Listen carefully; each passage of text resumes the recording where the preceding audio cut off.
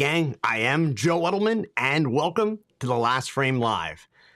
Tonight, I didn't have a ton of time to prepare for this show, so we're going to talk about excuses and why excuses don't get results. Of course, that's an excuse, right? I'm just kidding. I prepared. And this is a discussion that we really do need to have. As always, I promise to do a Q&A before we wrap up, so start typing. I'll do my best to answer all of your questions tonight. If you're watching live, you know the drill. Please leave me a note in the chat. Let me know who you are and where you are watching from. Already, I got Lynn here from New York. Kevin's here in Round Rock, Texas. Jim in Maine. Samuel just snuck in from South Carolina. Ty's here from New Jersey. Who else we got here? We got Keith. I don't know where Keith is from. Mike is up in, I think, Canada, Montreal. And of course, if you're watching the replay, no worries. Drop a comment below the video, down there. Go ahead, so that I know you are here. You're part of a growing global community of photographers in over 100 countries who tune in to watch The Last Frame every week. And for that, I'm going to work really hard to help you with your photography in the next 60 minutes.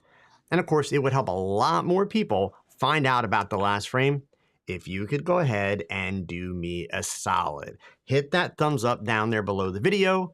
The more thumbs up, the more YouTube recommends the show to other photographers. And of course, while you're down there, feel free, hit that share button. Let your photography friends know that we are streaming live on YouTube right now, or share the link. I just put it in the chat and it's below the video, lastframe.live. Twitter, Facebook, they're the fastest way to get the word out. So I got a couple little things tonight, but we'll mix them up. We'll do two now, and then we'll do two after we talk about excuses. So the first one, there is still time. If you can make it to Chicago, sign up for ClickCon. June 20 through 23rd. That's literally like 1 month from now, right? I'm going to be presenting 3 different talks live and in person. So you can register at clickcon.us. And I'm going to put this in the chat here. Again, you can find it below the video. Make sure that you use the discount code Edelman15 to get 15% off of your registration. That's not an affiliate. I don't make any money on that. That is just an opportunity for you guys to save some money, okay? Also, last couple weeks, if you've been here, you know. If you haven't been here, you're going to learn. I have been talking about the Tog Knowledge Learning Community. But just in case you missed it, or if for some reason you haven't signed up yet, here's your opportunity to get in on the ground floor of a new way of learning photography. So Tog Knowledge is a supportive learning community. And gosh, I'm sorry, let me get back to it. There we go. It doesn't cost you anything, right? It simply requires that you sincerely want to improve your photography. That's it. So you've got to be willing to put in the effort. Really what it is that I'm doing is I am building a unique learning destination for photographers. The question that I spent a lot of time answering lately, what is Tog Knowledge? It's really simple, actually. Tog Knowledge is the experience that you gain with a camera in your hand. It's the learning that happens when the rubber meets the road, where you take all of that information that you've read and heard or watched in a YouTube video and you put it to practice. And you really learn the way that humans learn best, by doing. My goal for this community is to make a supportive and focused place that is dedicated to actually helping each other advance our photography skills in a more productive and supportive way than you're going to find on Facebook or honestly any other online community. Now, as I mentioned, it's free to join, but you must participate if you want to stay. Lurking will not benefit you, and I will purge members who do not contribute twice a year. The Tog Knowledge community is a cross between a camera club, a meetup group, photography convention, and just talking to friends who are into photography. If you're antisocial, don't join, because you will get to know photographers worldwide, and you will interact with them. You will build friendships. Within the next month, I will be scheduling presentations from some guest photographers that are going to be doing some lectures for free. And again, I could go on and I could tell you a whole lot more about this. I will share more over the next couple weeks and take you through some little tours of the platform.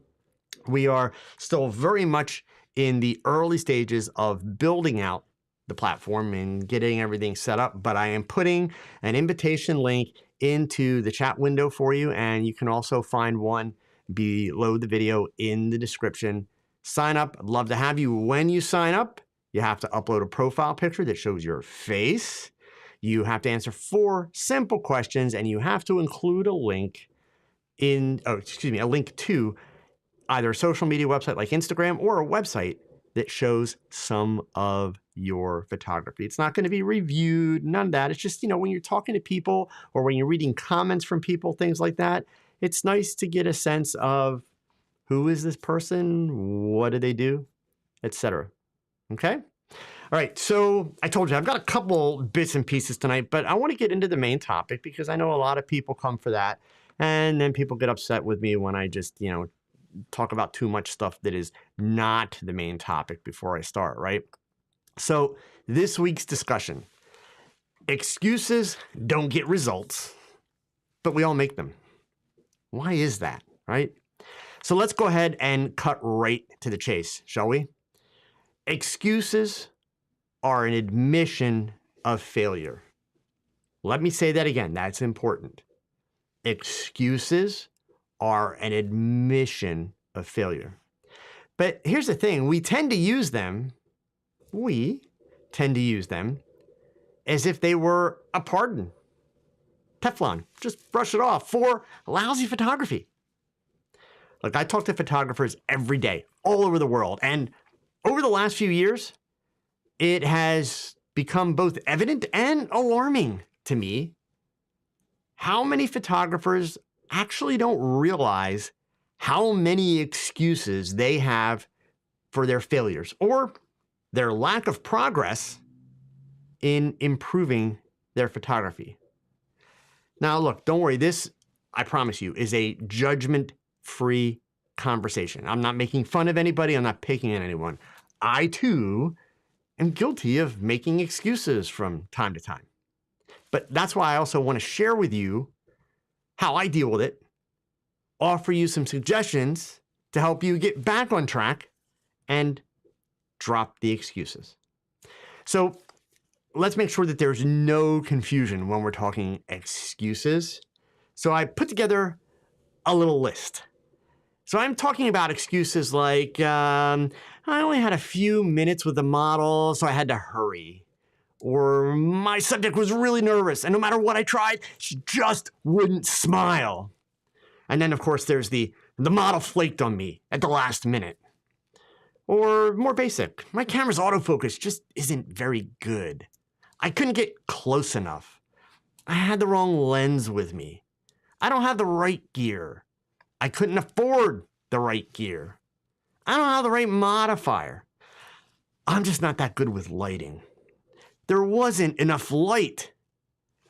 My camera isn't good at ISOs over 400. The weather wasn't very good. There's just nothing to shoot around here. How can I possibly compete against people with smartphones?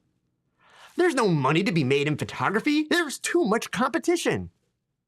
I'm so scared of competition. I hate marketing. I'm not good at marketing. I don't have time for marketing. I don't understand social media. I don't trust social media. It will steal my soul. I don't have time. It's too expensive. I need to get a logo and a business card. I'm just too tired at the end of the day. I haven't finished my planning yet. Life is kind of complicated right now. It's not good enough. It's too hard. Look, I'm just really afraid of failing. I think I need somebody else's opinion first. We could even get more specific. Wedding photographers. That bride was so stressed out, and her mother was a monster. And look, I could go on. I told you, I'm not trying to make fun of anyone, but I hope that all of you will be honest with yourselves, because I'm pretty confident that I managed to hit at least one excuse that's on each of your lists. Look, historically, the tough love answer for these excuses was to say, hey, maybe photography just isn't the priority you think it is in your life. Maybe you should consider doing something else. I mean, that could be the case for some of you, but that's not my goal. I'm not trying to get you to sell your cameras or give up. No. So here's the first tip I will give you, though, and this goes a long way. And you've heard me say this before. I talk about this a lot. Remember your why. And yes, this is all about excuses. But remember, why did you fall in love with photography in the first place? That's important. But for a minute, I want to step away from photography. And let's just talk about some of the really basic psychology behind excuses. Because again, we all do it. We are all prone to this. Don't kid yourself and think that you are not. Okay? So psychologists have determined, that's a fancy way of saying they've done a whole bunch of research. My wife gets very upset if I ever prove that psychologists have, or if I ever say, that psychologists have proven. Scientists don't like to say that they've proven anything. That's a bad word to use in the science world. So we can say that they have determined. And I would agree. I think this makes sense. I think most of you will agree that excuses are self-handicapping behavior. It's almost kind of like a self-fulfilling prophecy. Excuses serve as a distraction that, honestly, what it does is it prevents us from completing a task, and it protects us from failure. The more that we're worried about failing or having to admit defeat, meaning like, I just screwed it up, the more likely we will feel anxious and ashamed because nobody wants to fail or admit defeat. But then the more likely we are to shift the blame from our own shortcomings to someone or someone else, or something or someone else, okay? But look, I don't think I have to point out that that is not productive and it's not really helpful behavior, right? So let's look at a few realities. A photo shoot. Making an excuse for the outcome of a photo shoot or a picture. Come on, it simply doesn't cut it. You can't shift blame for the outcome of a photo shoot unless there legitimately was a person with a gun held to your head, threatening to pull the trigger if you didn't take the photo. Think about it. Nobody makes you press the button. That is a conscious decision that you make. So if the outcome is not what you desired, the responsibility, yes, the blame, is on you, nobody else. Now, I know already I'm starting to cause some stress for some of you. Relax, take a breath. Seriously. It's just the reality. And there are ways to deal with it. Making an excuse to avoid doing something that overwhelms you or that you're afraid of failing at. Like, I want to start a business, but I got to get a logo on a business card first, which, just in case any of you are thinking that right now, I promise you, the last thing you need to start a photography business is a logo and a business card. It's 2022. Okay? I promise. So by procrastinating and not starting, or by having an excuse for not starting, it automatically means you failed already. You failed by not doing, by not advancing. Now, I don't know about you, but failure is not something that I enjoy. So I avoid that option at all costs. Excuses really never benefit. Excuses don't move the ball down the field, to use a sports analogy. They certainly don't score points. They don't help you progress, even from the standpoint of just improving what you do.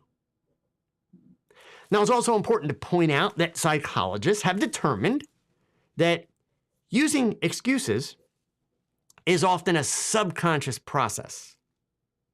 So I'm cutting all of you a little slack right here, meaning a lot of times we do it. It's a habit, but we're not really super aware of it. So the challenge here is breaking that habit. And believe me, breaking this habit requires a serious, conscious effort. So I just used the word habit a few times. And indeed, the solution to stop the excuses, it's to form new habits. So more brain science. Our brain actually favors new habits over old ones, in part because they're different, and as a result, they are more stimulating. But then why is it so hard to change? It's because old habits, making excuses, they've become behaviors. They've actually become comfortable.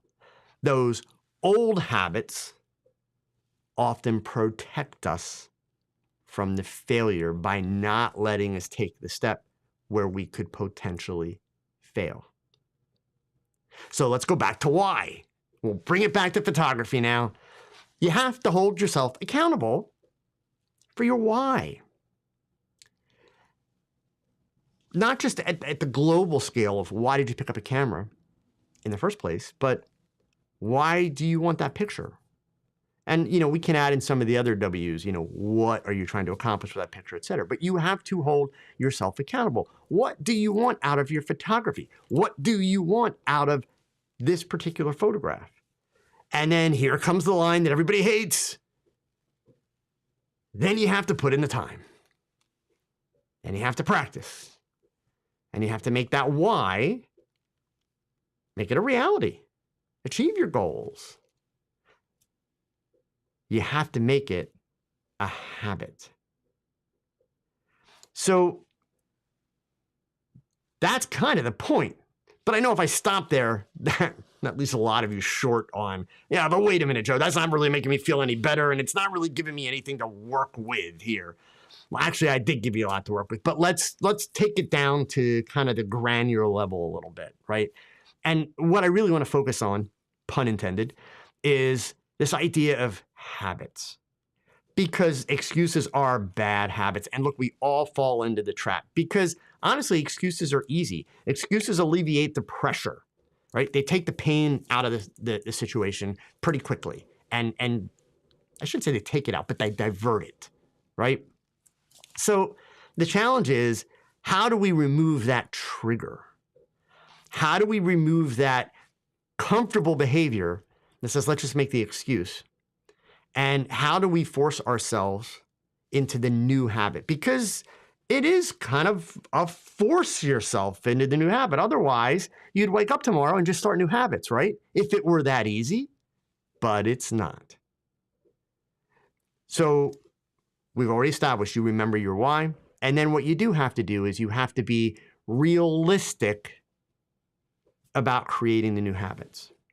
So if you have already put some thought into this, or if you put some thought into it and you're able to identify, and by the way, you notice I said if. I'm not saying you have to do this, but if you've already identified what those new habits have to be, if you've already identified some habits that you can create that will improve your photography, and as a result, not force you to trigger those excuses, then you're lucky, you're very lucky.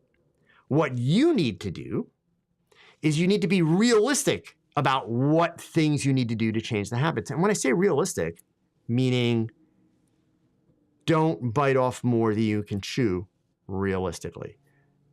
Factoring in how much time do you have every week for practice, but making a commitment for the time. So maybe it's 30 minutes a week.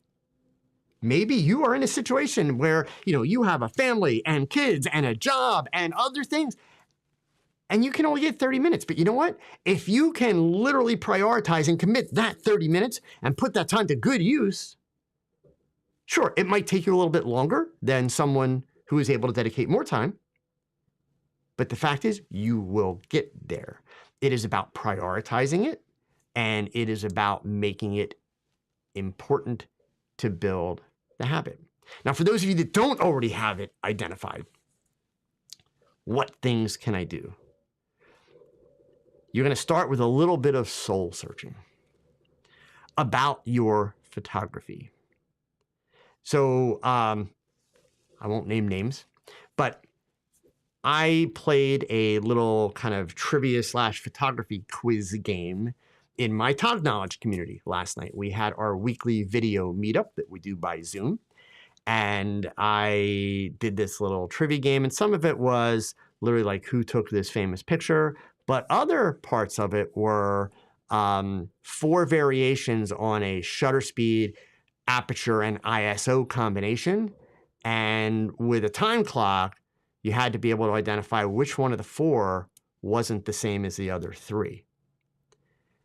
And those little quiz pieces really stumped a lot of people.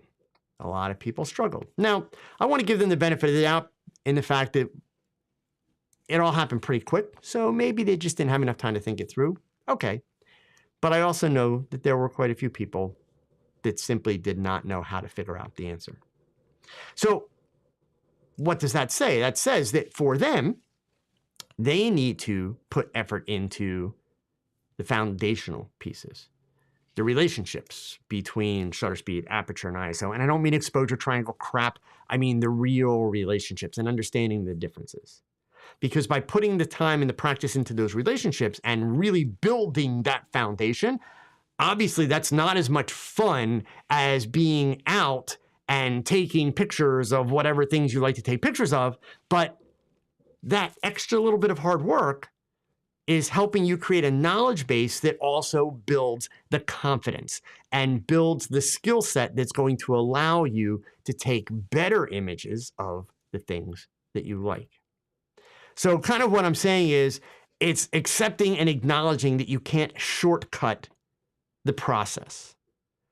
Our cameras today, we're blessed.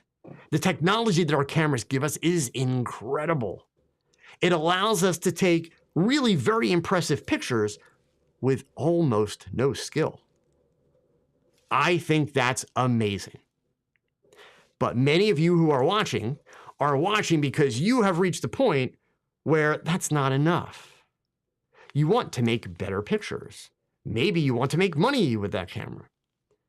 Once you've made that decision, once you are not willing to just accept what the camera can give you, which is very impressive, even for a smartphone, it's very impressive. Once you've made that decision, you are now on the hook.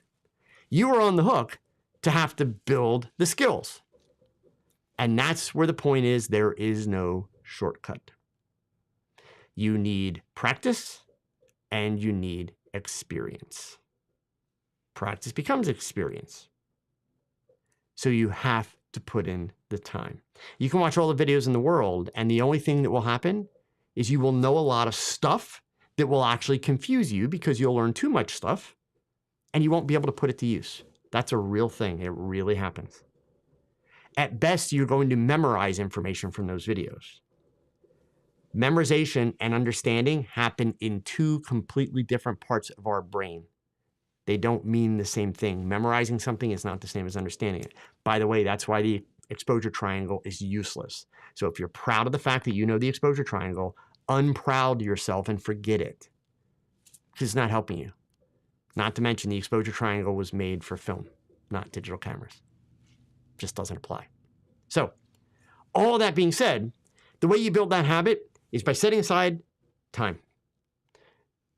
As much or as little as you are able to do, but you have to commit to time. Look, when you learn to drive a car for the first time, you didn't just apply for the learner's permit and go right and take your test without doing any practicing. You didn't get in the car for the first time and just drive it like a pro. No, it required some practice, right? So the good part is you're not going to kill anybody with a camera. So that's why there's no licensing involved, right? That's why you don't have to go take a test to be able to take pictures. But the fact of the matter is, you still have to build up a skill set. You still have to learn how it works. You have to get the experience to be able to improve your photography, right? If you're being honest with yourself, the first time you did drive the car, probably with a parent sitting next to you in the car or an instructor sitting next to you in the car, you were not very good. It was probably a pretty jerky ride, and it was a pretty rough experience. But you stuck with it, and you practiced, and you learned, and improved gradually, and got to the point where you get in the car now. Do you actually think to yourself, wait, how do I drive the car? Of course you don't. You get in the car, you push the button, or you turn the key. The most you think about is the directions and, of course, oncoming traffic. That's it. You do not think about how to use that piece of apparatus. You need to start looking at your camera the same way if you want to improve.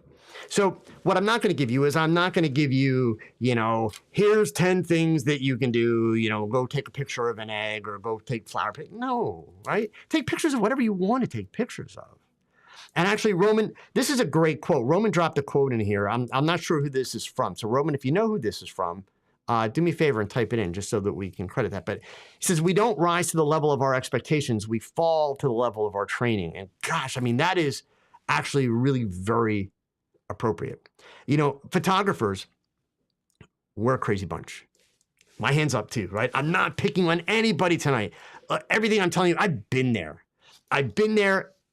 And maybe the difference between you and me is I fight to not go back there. And it is a fight. It takes effort. It really takes effort.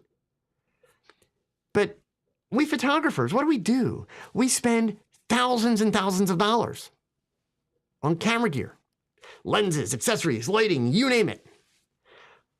But then we are no longer happy with a nice picture. We are not happy unless that image is epic. Come on, think about it. So, number one, that means every time we decide, I want to take a picture of something, we have essentially created a problem for ourselves. That's why you hear me frequently say, good photography is problem solving, because we don't want a picture, we want an epic picture. But it's that fact that we are not satisfied with a picture. That's one of the big triggers for our excuses. And think about it, gang. Come on. Every one of you have done it. I want you to be really honest with yourself. Every one of you have done this. I've done this. You've been out and about with a camera. Maybe even your smartphone. Who cares? But you've been out and about with a camera. And you have seen something and it triggered that thought of, I should take a picture of that. And you reached for the camera. And almost as fast you stopped. And almost as fast you said to yourself, but I can't get close enough. I don't have my long lens. You know what? The light's not right. It's the wrong time of day. You made an excuse not to take the photograph simply because it wasn't going to be epic. So, like Roman's quote, if we don't rise to the level of our expectations, we fall to the level of our training. You gave up on yourself before you even tried. And I would argue sincerely, and I make this a habit now. As a rule, I make this a habit. If I see something and I have that, I should take a picture. And as I'm reaching for the camera or my phone, if I also have that, but I'm not close enough, I still take the picture. And I still put some effort into it with whatever gear I have. And I do it to remind myself, why should I have taken the picture in the first place? It's simply because whatever that is interested me. It intrigued me. Hence, I should follow through. It's not going to be an epic picture.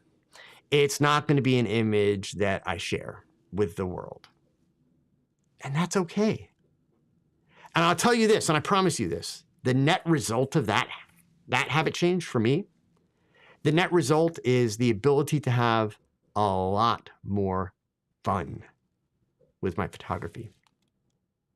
I mean, I'm not asking for any sympathy for my excuses, but when I became a brand ambassador for a camera company, suddenly you're at a position where, you know, a major camera brand is sharing out your images and touting you as an ambassador. And I literally had panic attacks over images that I was shooting because, like, oh my God, is this brand ambassador worthy? Or are the trolls on the internet just going to rip it to shreds? And I found myself hesitating more. I found myself torturing myself more about ideas and all those things. And it was taking the fun out. And I had to kind of give myself a talking to, kick in the butt, and remind myself that, number one, I was selected for a reason. Number two, just because I take the picture doesn't mean that I have to show the picture. And the more pictures that I take, the more practice that I'm getting, the more that I'm keeping my senses sharp, and the better I am going to be able to do with my photography. Because even after all these years, I still consider myself a student of photography. The information I'm sharing with you, all of it, is information that I've learned and experienced. There is still tons of stuff for me to learn, both on the physics side, on the creative side, and on the people side, since that's what I photograph. I'll never be done learning. If I'm ever finished learning, I'm going to sell my gear because that's where my work's going to go, right off the cliff. So it's about finding a balance, gang. Okay? You got to be honest with yourself. Number one, you got to be honest with yourself about what you want and what you want to achieve. And listen, go for the goal. Go for the biggest thing that you want to do, if that's what you want. But understand that you have to put in the work to get there. It's not going to get handed to you. It's not just going to show up magically. You've got to be willing to put in the work. And you're not going to do it tomorrow. You're going to start today. You're going to work a little bit harder tomorrow. But it's going to take weeks and months and more likely years. Look at all the greatest photographers throughout history. Look at the work that we know as their great work. And look at what point in their career they made those images. It wasn't in the first few weeks or months, and rarely was it in the first few years. So understand that every excuse that you make just pushes the goals, whatever your goals are. Again, even if your goal is just to be able to take consistently great photos, cool. Whatever that goal is, every excuse just pushes that goal further and further down the road. So think about that, okay? All right, so we take some questions. I haven't actually seen, I think I saw one question come by, but I have two other things I want to share with you, so let's do that really quick, and then hopefully you'll have some questions and we'll finish up. So if you follow me on social media, which I hope you do, or if you're a member of my Tog Knowledge community, you should have seen my post this past week. I'm kind of excited, so I'm going to take a minute. I'm going to brag a little bit, but there's something in it for you. Good Light Magazine just released their 100th edition, and they had reached out to me with an idea. Actually, they came up with this idea for the article, so I can't even take the credit for that. But they said, hey, you do all of these, cool fashion portrait images and you style them and you talk about the way you style them a lot. And I had actually done a last frame in the past that was a little bit about how I style the images. So they said, how about doing an article about that? And I was like, yeah, actually, that'd be cool, right? So I worked on this article and put it together. And in the end, it turned out to be, I think, 42 pages. Yes, that was a 4. 42 pages is the article. But the thing that was kind of fun, so I have a link where you guys can go and download a copy, this particular copy of the magazine. So you can see not only my article, but also all of the other articles that are in there. In fact, the link should be in the description of the video, but I'm going to put it here in the chat window for you. There are only 1,000 copies available for download for free. So this link's been circulating for a couple days. So if you haven't gotten your copy yet, don't waste any time. Right? There are articles in the magazine by Vanessa Joy, also Jasmine Jade, and there's one other person, and I feel really bad because I cannot remember their name right now. But so even though I've got 42 pages, it's not just my photography. But one of the things that's really cool, and I wanted to point out, since I'm no longer an Olympus ambassador, there are images in this article that are shot on Sony, shot on Nikon DSLR full frame, and shot on Nikon APS-C DSLRs. The cover image that, let me go back to where the cover was. That cover image was actually taken in like 2004 or 2005. It's not a new image. They saw the image in my portfolio and said, we want that image. We want to use that image. So this was shot on an APS-C camera. It's not full frame. So I'm also kind of excited about it in the sense that the images that are in here very much represent the range of photography equipment that is being used by you folks. It's not all 61 megapixel Sony A7R4As and all that kind of stuff. So check it out. I promise you there's lots of great tips in there about how I not only come up with the ideas for these pictures, about how I style them, and there's a little bit of background about how I got started doing it because I can't take all the credit. I worked with a brilliant makeup artist who really kind of developed some of these ideas, and I learned from her because at first I was kind of like, I don't know if I could even do that. But in watching her, I realized, yeah, I just have to dive in and I have to try it and I have to fail at it and experience it and practice with it.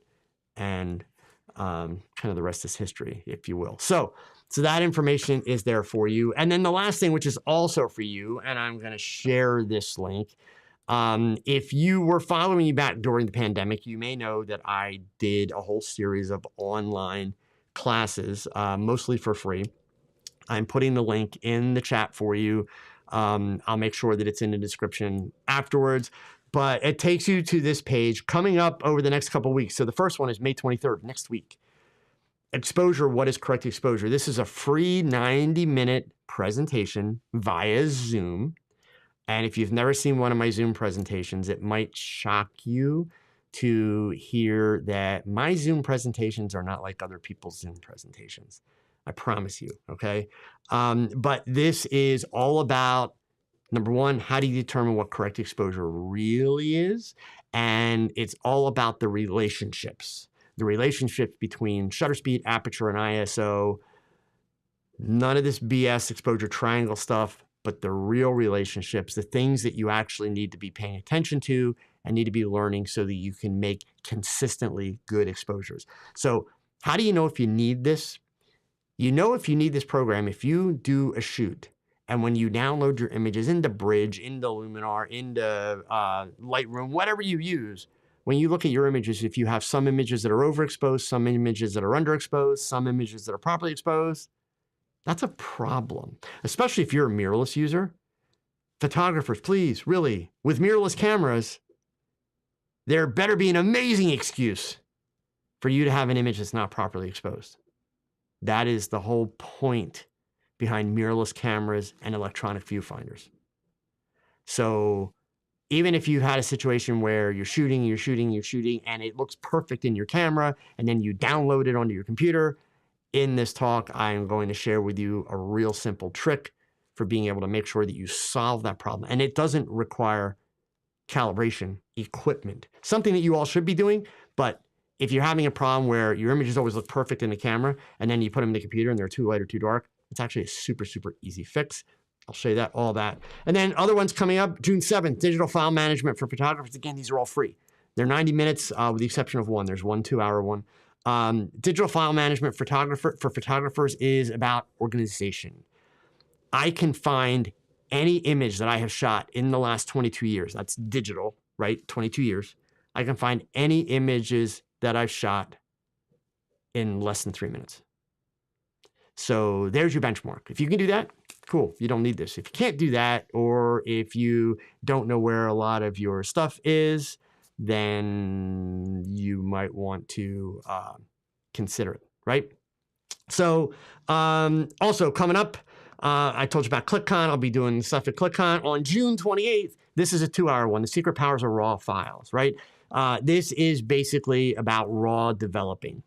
The presentation will be done using Adobe Camera Raw, but everything in the presentation applies to Lightroom. It applies to Luminar.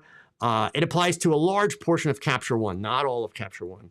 And a big part of it is actually really about developing a workflow for your photography. I find the more photographers I talk to, they tend to be all over the place with how they actually develop. One time they do it this way, another time they do it this way. Some settings they use, some settings they don't. You need to develop a consistent workflow. It doesn't mean you're going to make all your pictures look the same. That's not the goal, not at all. But it's about having a standard workflow so that you're making sure you are paying attention to detail while you are processing. July 12th, practical composition, creating great images without rules. So yeah, none of that rule of thirds crap or any of that stuff. It's an extremely practical approach to great composition. So if you're one of those people that really struggles with composition, feels that you maybe tend to make a lot of really boring compositions, you might want to check this one out. And then July 19th, portrait photography. Oh, sorry, that's the wrong one. That's for a camera club. August 9th, social media for photographers. This is kind of a primer. I say this many, many times. I will continue to say it. Photographers as a whole, as a community, really suck at social media. They just do. And, you know, in photographers' defense, I've never met the photographer that bought a camera because they were really excited about social media. Haven't met that person, right? It kind of becomes this necessary evil, even if you just want to be able to share your pictures. So social media photographer is really kind of like for photographers, is a primer about how to make social media work for you and how to approach it. So it's a little bit of best practices. I do go over in that presentation how I prep my images to make sure that they look so good and always look so sharp on social media. So I do get into all of those details, okay? And then the last one that's scheduled right now is August 23rd, Introduction to Portrait Photography. So it's like Portraits 101. There will be some advanced classes in the fall. So check those out. Again, registration's free. You do have to register. If you don't register, you're going to miss out. And it's not just a fancy marketing line. Seating is limited. The Zoom classroom only holds 100 people. So every class is capped at 100. Once it hits 100, I can't let you in. There's no way for me to just say, yeah, sure, I'll sneak you in. Doesn't work that way, right? Also, by the way, if you happen to be from Houston, Texas, I will be in Houston on Thursday, September 1st. We're going to do an evening of creative fashion portraiture, hands-on workshop at the Houston Camera Exchange. I will be there for Tamron. Tamron is bringing me in to do the event, and it should be a ton of fun. I'm really looking forward to it. I haven't had a chance to teach in Houston yet. So that'll be coming up, and hopefully this fall I'll also be coming back down to Austin. So I will keep you all in the loop about that. All right, so that's everything I had to share with you tonight. I know that was a lot, but I do see we got a couple of questions. So let me just scroll up here and get those. And you've got a few minutes, gang. If you want to sneak a question in, go ahead. Let's see. Zeke, I just went from a crop sensor to full frame and my pictures came out better. They were okay before, but full frame pictures do come out better. Yes, my fault. I couldn't afford the gear. Lol. Well, so Zeke, I got to be honest with you, right? I understand what you're saying, and I'm glad that you feel that way, but that is not a correct statement. I'm serious. So I'm not trying to pick a fight. Is there a higher quality potential in a full frame sensor? Yes. For the last, 7 years now that I've been using Olympus gear, I have pointed out that, of course, if we're going to put a micro four thirds image next to a full frame image and blow it up 100% and analyze all the little details, is the full frame image going to be a higher quality? Yes. However, if I print that micro four thirds image, if I put that micro four thirds image on the internet, if I print that micro four thirds image on a 48-foot wide billboard, is it going to look less good than a full frame image? Absolutely not. So when you make a statement like that, Zeke, it means that, yeah, you're pixel peeping. Okay. And sure, nobody's ever, I shouldn't say nobody, that's not fair. I've never disputed that full frame is a higher quality image. Of course it is.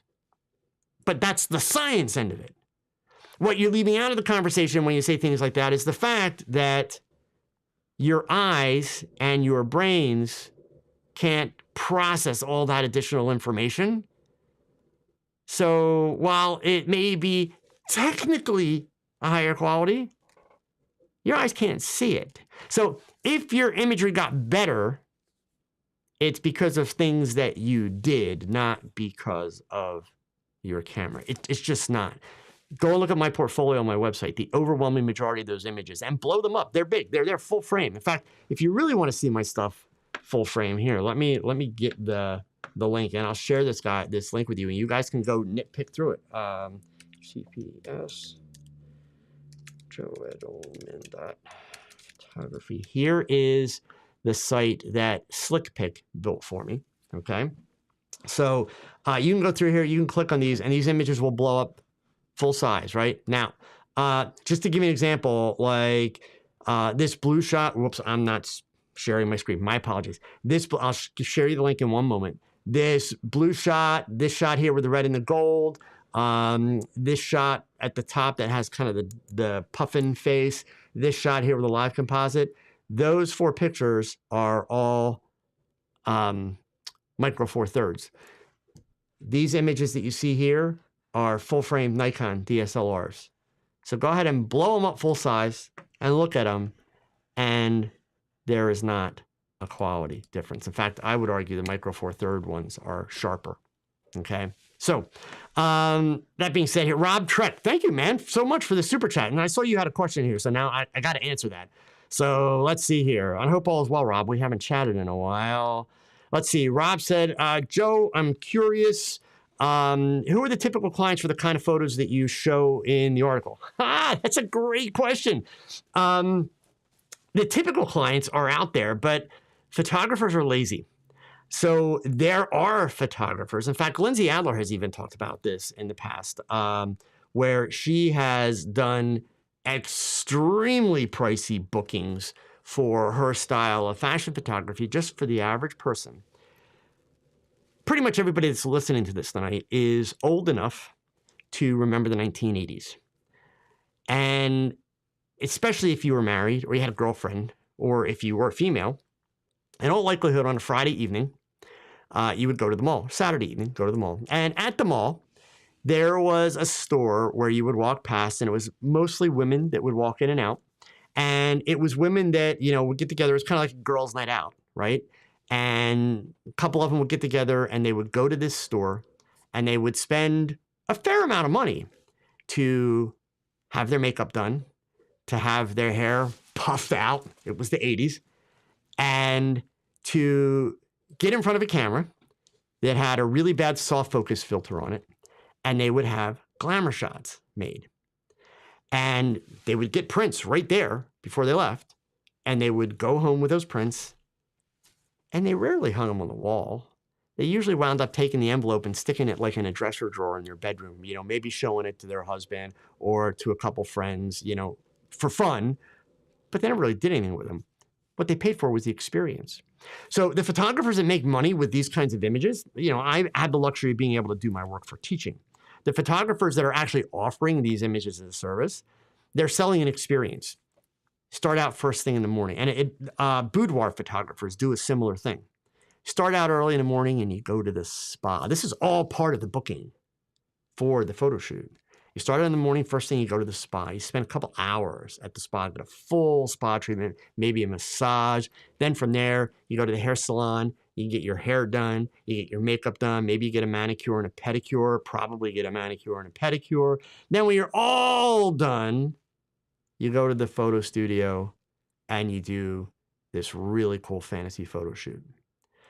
And the photographers that do this are able to charge an insane amount of money. And the reason they're able to charge that kind of money is very simple.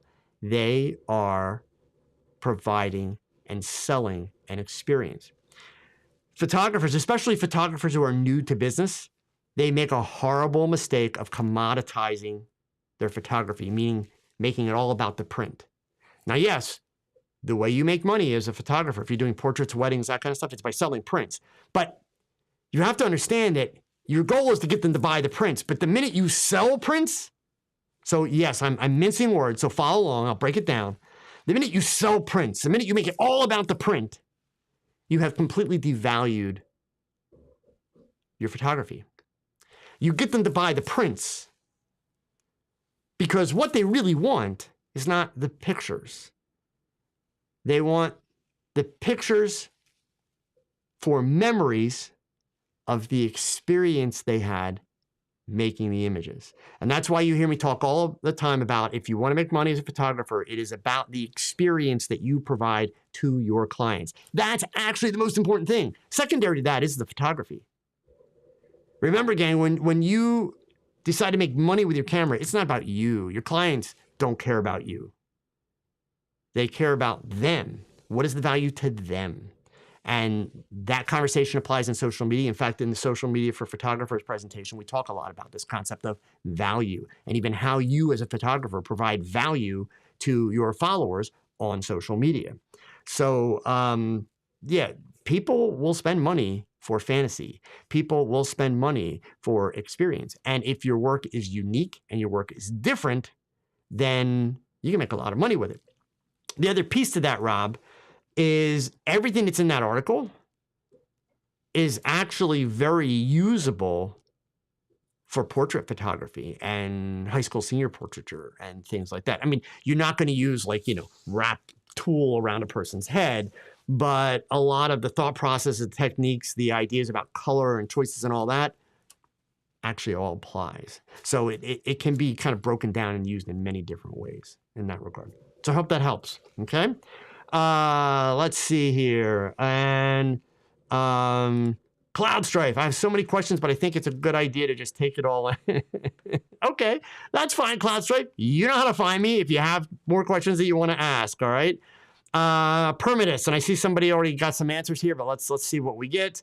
Why am I not able to get that bigger, by the way? Let me see. Sorry, guys. I want to see if I can make these comments show up a little larger. They should show larger, but they're not. My apologies. It says, I have a problem with photographing leather bags outside. The sides of them reflect the sky. What is the solution to this? Tried to tip them a bit, but it's not working that well. Permitus, you're going to have to give me a little bit more information. So number one, what are you photographing them for? Number two, are these product shots, like are the bags sitting like on a table or on a wall? Are you shooting in direct sunlight, or are you shooting in the shade? So part of the question would be like, why are you shooting outdoors? Like, what's the intended purpose? Your question is really generic. And while some people here have tried to be very helpful by suggesting gobos and speedlights, and all that kind of stuff, we don't have enough information to actually knowledgeably be able to help you solve the problem. And Permatis, I am all about solving problems. So we've only got a couple minutes. If you can get me more information. Okay, yes, on a table, standing in the shade, but more information, Permatis. I need more. Like, why are you taking these pictures? Okay. Is there anything else in the picture other than just the bag? All that kind of stuff, right? So give me all of that. And then we can break it down, because all of it matters, right? When you ask an open-ended question with very little context, just like you did, you're always going to get feedback that is ultimately not going to help you. It's just going to spin you around in circles. Roman, good point too. Does it need to be outside? Okay. All right. Permatis. Okay. So you want nature as the background. Go on. What are these images for? Are these images for advertising? Are they going on the internet? Are they going to print? More information. And Permatis, look, I'm not trying to be a jerk here, but I'm going to tell you this straight. If you're finding it annoying that I'm asking all these questions, then I can't help you because you're too lazy to learn. Learning takes effort. It takes effort, gang. That was the entire conversation was about tonight, right? So I need more information. Is this marketing for you, Permatis? Marketing for a client? Keep coming. More information. More information. Like, I'm not kidding. I'm not trying to be difficult. We've got 5 minutes. You give me more information, and I'll come back and I'll give you a whole bunch of suggestions, okay? Because there's actually a couple real simple suggestions. I'd also like to know what lens are you shooting with? I don't need to know the brand, and just focal length, and of course, is it full frame, APS-C, et cetera? And what apertures do you tend to shoot at? And last piece, what distance do you tend to shoot from the bags? Give me that tech information, and then I can help you solve your problem. So basically, if you figure that now, I'm trying to essentially get you to create for me, to paint a picture of you with a bag on a table in the shade and actually shooting, and then I can break it down and I can give you some solutions. So right out of the box, like one of the recommendations, and it wasn't a bad recommendation, but to the open-ended question, was a gobo. Well, a gobo is probably not going to help in this case, simply because if you're shooting in the shade, we probably want to use a flag more than we're going to want to use a gobo. So, but even then, we may not want to be using a flag. I'm actually inclined to be thinking about a reflector, but I need to know about lens, distance, and aperture. Okay, so give me that information. I thought I saw one other question up here. Let's see. That's the leather bag thing, cloud strife. Okay. And Roman flag was the word I couldn't think of. Okay. It's all good. So let's see. I saw some of you were having some buffering and hanging issues tonight. Nothing on my end. I apologize. Everything's good on my end. It sounds like there may be just a glitch in the matrix tonight. But everything was going out okay. Let's see. Viveka, I've been watching for a little bit. I don't know much about photography, but this is really fun and helpful. Now I want to learn more. Good for you. Photography is fun, but just like anything else, right? It requires a little bit of work and effort to get good at it. So that's why I recommend to people, remember your why, because some people try to get a lot more good than they actually really need to. So they make it harder and they make it less fun, right? All right, so from Primatis, here we got some tech stuff now. That's what I was waiting for. Try to prime lens, an 85mm zoom lens, an 18 to 150. I try to get as close to the bag as possible and the lowest possible aperture. Okay, so that's what I want to hear. Now, a couple of things, Primatis. What I would, 1.4. Okay, so not sure why you'd want to do the 1.4 thing, only because if you're shooting close to the bag, so let's deal with that first. If you're shooting close to the bag, and you're shooting at 1.4, let's say you have that bag like angled on the table, right? You're gonna have a hard time keeping the whole bag in focus.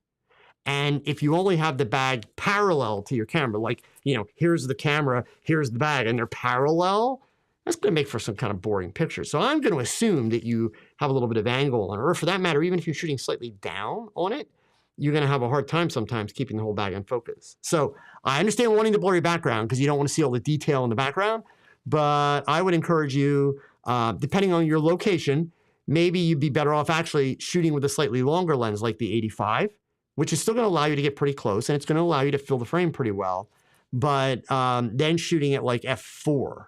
And that way you're going to get a little bit more depth of field, be able to keep everything top to bottom in focus, still have the blurry background. So that's that piece. Now, as far as the reflections, here's what you want to do. You want to go to a craft store, or if you're in the United States, go to a dollar store and go into the stationery aisle, the school supplies aisle, and they have 20-inch by 30-inch pieces of white and black foam board. If you watch my videos, I use them all the time for reflectors and flags in my videos. So you don't want the white, you want the black, right? And then what you're going to do is you're going to get some tape. You could use duct tape, not silver duct tape. It's got to be black, or better yet, if you can afford it, because it's expensive, use gaffer tape, right? Gaffer tape is what photographers and movie studio and TV studio people use because it's super durable, but it's also pricey. So you could get away with like duct tape, but just make sure you get black duct tape. You don't want the regular silver duct tape that's reflective. And then what you're going to want to do is you're going to want to put, what I would recommend to do is get 3 of them. And you're going to tape the 3 together. So you're going to have, they'll lined up 1, 2, 3, and you're going to tape them together. Tape them only on one side because you want to be able to, bend the seams and fold them, right? So tape them only on one side, on the black side, not on the reverse side, but on the black side, okay? And then in the middle board, fairly low towards the bottom, like maybe 6 inches from the bottom of the board, you're going to cut a hole just big enough to put your lens through. So you're still going to have the majority of the board above your camera lens. You're going to cut a hole about 6 inches from the bottom where your lens goes, right? So when you shoot, you're going to use a tripod, which if you're not, you should. You're going to set everything up, and then you're going to slide that board right over the camera lens and just tilt it forward. It's not going to be over top of the, I want to be really clear. You're not going to shade the bag. But what you're doing is you're making sure that the bag is reflecting the black board, meaning it's not going to be the hazy white reflection that you're getting now. That's the key. That's what I would try. It's going to cost you $4 with the 3 pieces of board and tape, right? But experiment with that. It only works if you are reasonably close to the bag. If you decide to shoot, with like a 150 millimeter lens, you're going to be too far away for that to be effective. But if you're working with the 50 and even the 85, you should be able to make that work, right? But part of the key is also don't put the hole in the dead center of the boards, because then you don't have enough of it at the top to reflect. So you want the hole like just about 6 inches from the bottom so that the majority of that black reflector is above the camera lens. And that's going to help you solve your problem, okay? All right. Adam has a question here. Hey, Joe, does any of your posing videos that you've done in the past translate to posing for senior pictures? I have those coming up in a couple of years for my daughter. Actually, Adam, I have never done a posing video. I refuse to do a posing video. What I am working on, though, which will be more helpful than saying I refuse to do a posing video, I am working on a series of body language articles and videos. I've been shooting some video clips. Actually, last week, I shot a couple video clips for it. And you probably figured out by now, no surprise, Mr. Different here, right? I want to be able to make an incredibly solid case for photographers to stop this posing crap. And here I am coming along and saying, stop posing. And for decades, hundreds of years, 100 years or more, photographers have posed. And everybody teaches posing. So obviously when I say don't pose, I'm pissing off a lot of photographers that are selling posing guides and everything else. So I can't just talk it and rationalize it. I could rationalize it to all of you right now, and you'll buy my rationale, but I need to prove it. So I'm putting together a series of videos that not only demonstrate why it works better, what my recommendation is, but also to kind of teach photographers how to learn the techniques behind body language and emotion so that they never have to actually pose. So the good news is, you said in a couple of years, that stuff will be out well in advance and you'll be able to take advantage of it. I promise. Okay? All right, gang, listen, it's 7:03. I got to go. I just heard my dogs go outside. That means it's time for me to finish. Thank you very much. A lot of conversations tonight. This was good. I do have an article that'll be coming out on Friday about excuses that will go into a little bit more detail than I did tonight. I try to keep it somewhat reasonable in length for these so that we have time to do questions. Primatis, thank you for letting me bully you a little bit into more information, but I think it was really helpful for us to be able to kind of get all those details, because now there's something that I'm confident at least is going to get you closer. And I'll tell you this, feel free to join my Tog Knowledge community. The link's below the video. That way, once you go out and shoot with those reflectors, if you're still having problems, if it's not working, in the Tog Knowledge community, you can post a couple of the images with more questions, and we'll help you sort it out. Okay. But always remember, when you're looking for that kind of information, you're looking for advice, the more information you give, just by default, the better the advice coming back will be. Because what you're doing is you're shaping the feedback around exactly what you're doing instead of kind of generically what you're doing. All right, gang? You know the drill. Stop making excuses. Pick up your damn camera and go take pictures, because your best shot, it's your next shot. Adios, gang. Have a great week.